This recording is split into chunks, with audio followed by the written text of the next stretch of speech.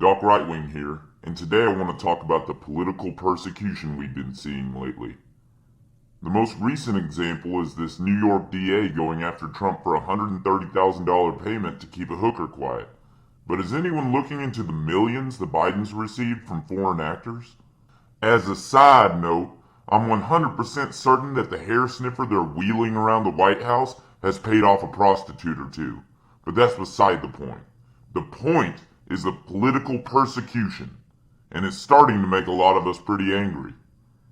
Now, in the months to follow, when CNN is breathlessly reporting on all the speculations from anonymous whistleblowers, ask yourself, if this is so newsworthy and such a threat to democracy, doesn't Biden's next to worthless crackhead son being paid millions by China deserve as much attention?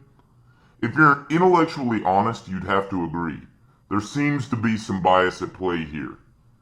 But let me give some other recent examples of this political persecution. The 2016 election, for instance, got a special counsel investigation because Democrats didn't trust its legitimacy, remember? But the 2020 election didn't get the same treatment, did it? We conservatives were every bit as unconvinced by the election results as leftists were in 2016, but we were viewed as conspiracy theorists while they were heralded as democracy's greatest offenders. In fact, the difference in treatment is so stark that this video you're watching right now is in danger of being censored just for casting doubt on the 2020 election results. But were they ever censored for doubting 2016? Absolutely not. Just the opposite. It was front page of the New York Times, primetime on CNN, and trending on Twitter. Remember when BLM and Antifa burned down half the country? I'm exaggerating a bit, of course, but they did cause billions, with a B, in damage, burned an innocent person or two alive in buildings that they set on fire, shot and killed a few innocent cops just doing their jobs, and killed a few harmless bystanders. It was pretty damn bad by any honest account.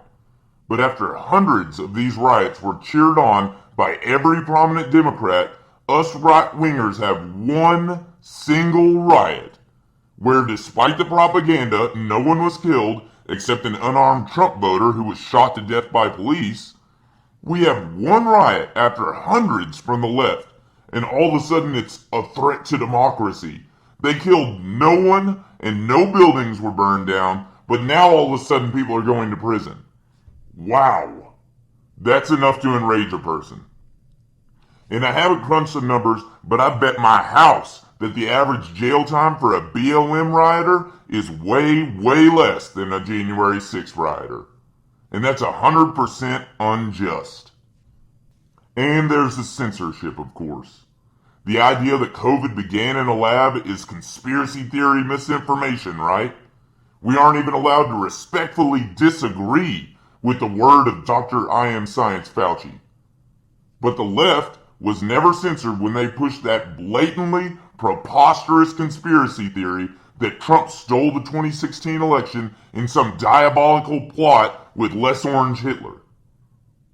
But we're expected, even forced, to sit back and take all this without a word of objection.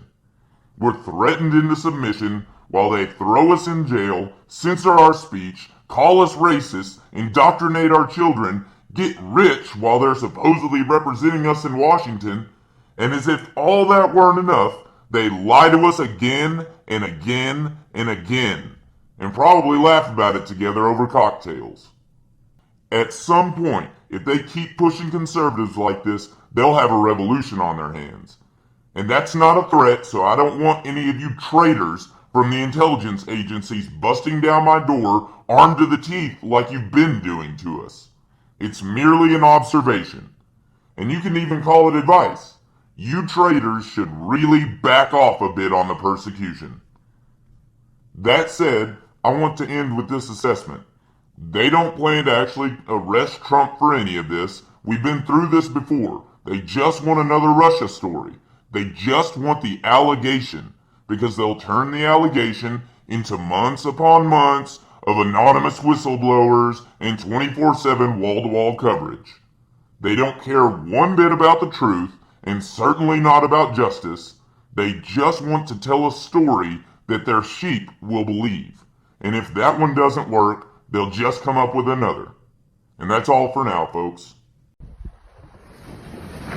Please like and subscribe. Visit my site, drightwing.com.